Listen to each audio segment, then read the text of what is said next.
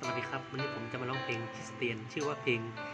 จิตวิญญาณข้ากระหายนะครับ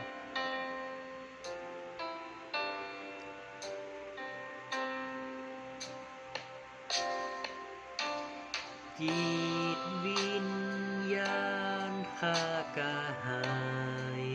พระเจ้าดุจดังกว้างน้อยกระหายหาน้ำทรงเป็นความปรารถนาแห่งจิตใจข้าที่อยากสรรเสริญพระองค์ทรงเป็นโลกกำบังที่เข้มแข็งทรงเป็นผู้เดียวที่ข้ารักเถิดทูลทรงเป็นความปรารถนาแห่งจิตใจข้าที่อยากสรรเสริญพระองค์จิตวิญญาณข้ากระหายพระเจ้าดุจดังกว้างน้อยกระหายหา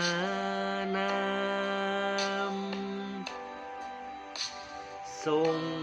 เป็นความปรารถนา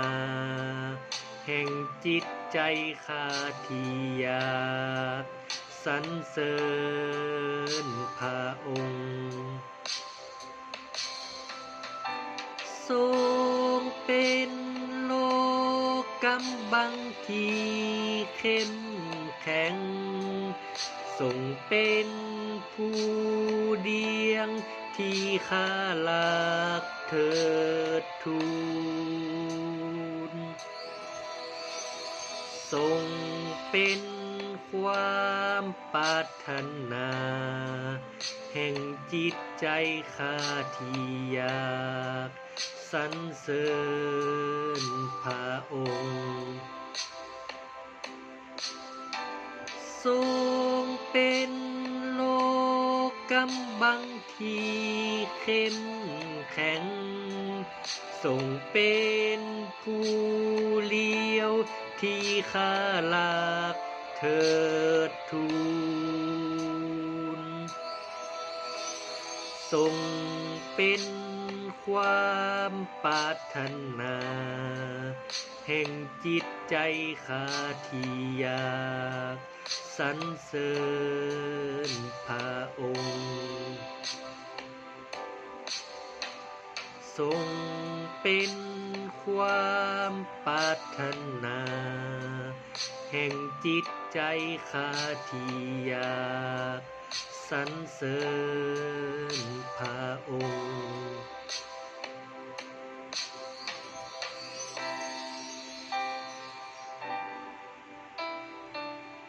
ขอพระเจ้าอวยพรพี่น้องทุกท่านนะครับ